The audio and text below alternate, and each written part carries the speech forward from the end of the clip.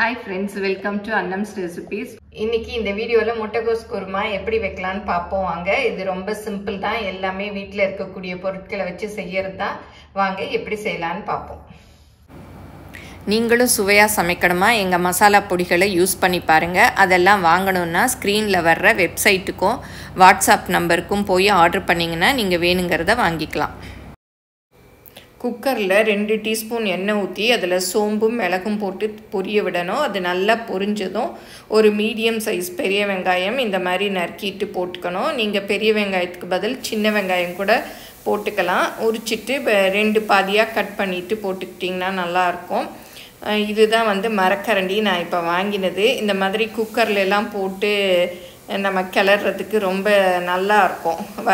வரட்டு வரட்டுன்னு சத்தம் கேட்காம நல்ல சவுண்ட் ஒன்றும் ஆகாது. பாத்திரங்கள்லேயும் கோடு விழுகாது. வெங்காயம் கொஞ்சம் வதங்கினதும் ஒரு கப் அளவு முட்டைக்கோஸ் அதை நறுக்கி போட்டுக்கணும். அப்புறம் உருளைக்கிழங்கும் அதையும் தோல் சீவிட்டு க்யூபாக கட் பண்ணிவிட்டு அதையும் இதோடு சேர்த்துக்கணும். மீடியம் சைஸ் உருளைக்கிழங்கு ஒன்று போட்டுக்கலாம். போட்டு இது ரெண்டும் போட்டு செய்கிற குருமா சூப்பராக இருக்கும். ரொம்ப ஈஸியாக வீட்டில் இருக்கக்கூடிய பொருட்களை வச்சே செஞ்சிடலாம். இது சப்பாத்தி தோசை எல்லாத்துக்குமே நல்லாயிருக்கும். அது கொஞ்சம் வதங்கினதும் ஒரு சின்ன தக்காளி ஒன்று போட்டுக்கலாம். அதையும் போட்டு நல்லா வதக்கிக்கலாம். இப்போ முட்டைக்கோஸ் குருமாவுக்கு ஒரு மசாலா அரைச்சிக்கலாம். அதுக்கு ஒரு 1/4 மூடி தேங்காய் போட்டுக்கிறேன். ஒரு 10 பச்சை மிளகாய், உங்களுக்கு காரம் எவ்வளோ வேணுமோ அவ்வளோ போட்டுக்கோங்க. 4 பல் பூண்டு, கொஞ்சம் இஞ்சி, அப்புறம் கசகசா கொஞ்சம் ஒரு 1/2 ஸ்பூன் அளவு போட்டுக்கலாம். அப்புறம் பொட்டுக்கடலை, இங்கே பாருங்கள், அங்கே வாங்கின ஸ்பூன் தான், சூப்பராக இருக்குது, நல்லா அள்ள வருது. ஒரு 4 ஸ்பூன் அளவு போட்டுக்கலாம். ரொம்ப போட்டுறாதீங்க, அப்புறம் ரொம்ப திக்காயிடும். அப்புறம் சோம்பு,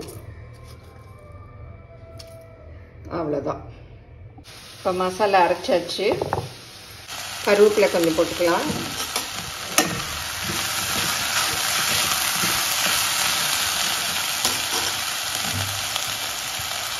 இப்போ அரைச்ச மசாலாவை ஊற்றிக்கலாம். நல்லா மிக்ஸ் பண்ணி ஊற்றிக்கலாம். இந்த குருமா வெள்ளையாக தான் இருக்கும். நம்ம பச்சை மிளகாய் தான் போடுறோம் காரத்துக்கு. நீங்கள் வேணும்னா மிளகாப்பொடி கூட போட்டுக்கலாம். நான் பட்டை அதெல்லாம் போடலை. சோம்பு அந்த வாசம்தான், அதனால மைல்டாக இந்த குருமா சூப்பராக நல்லாயிருக்கும். இப்போ மிக்ஸி கழுவிட்டேன். அந்த தண்ணியும் ஊற்றிக்கலாம். எவ்வளோ திக்னஸ் வேணுமோ அதை பார்த்து தண்ணி ஊற்றிக்கணும். தேவையான உப்பு போட்டுக்கலாம். இந்த அளவு இருக்கணும். இப்போ நல்லா மிக்ஸ் பண்ணி விட்டுறலாம். குக்கரை மூடி ஒரு விசில் விட்டுறலாம். இப்போ ஸ்டீம் எல்லாம் போயிடுச்சு. திறந்து பார்க்கலாம். நல்லா வெந்துருச்சு. நல்லா வெந்துருச்சு. இப்போ ஆன் பண்ணி கொஞ்சம் கொதிக்க விட்டுக்கலாம். கொஞ்சம் கொத்தமல்லி தூவிடலாம்.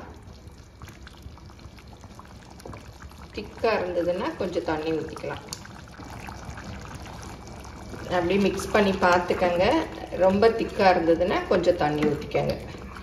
பாருங்கள், கொஞ்சம் திக்காக தான் இருக்குது. கொஞ்சமாக ஊற்றிக்கிறேன். சுடு தண்ணி வேணாலும் நீங்கள் ஊற்றிக்கலாம். கொஞ்சம் ஒரு கொதிக்கு வந்ததும் இறக்கிடலாம். இப்போ பாருங்கள், நல்லா கொதிச்சிருச்சு. கன்சிஸ்டன்சியும் கரெக்டாக இருக்குது. உங்களுக்கு எப்படி வேணுமோ அதை பார்த்து தண்ணி அளவு சேர்த்துக்கங்க. இப்போ அடுப்புலேருந்து இறக்கிடலாம். முட்டைக்கோஸ் குருமா ரெடி ஆயிடுச்சு. பாருங்க, ரொம்ப சிம்பிளா தானே பண்ணோம். வீட்டில் எல்லாமே வீட்டில் இருக்கக்கூடியதான். இதுக்காக நம்ம தேடி போய் எதுவுமே வாங்க வேண்டாம். நான் இன்னைக்கு இட்லியோட சர்வ் பண்ணியிருக்கேன். நீங்க தோசை, ஆப்பம், இடியாப்பம், அப்புறம் சப்பாத்தி, பூரி எதுக்கு வேணாலும் பண்ணலாம். எல்லாத்துக்குமே சூப்பரா இருக்கும். பரோட்டாக்கு கூட நல்லா இருக்கும். எல்லாரும் செஞ்சு பாருங்க. எப்படி வந்ததுன்னு உங்க கமெண்ட்டை மறக்காம சொல்லுங்க. உங்க ஃப்ரெண்ட்ஸுக்கும் ஷேர் பண்ணுங்க. ஃபேஸ்புக், இன்ஸ்டாகிராம்ல அன்னம்ஸ் ரெசிபீஸை ஃபாலோ பண்ணுங்க. தேங்க்யூ.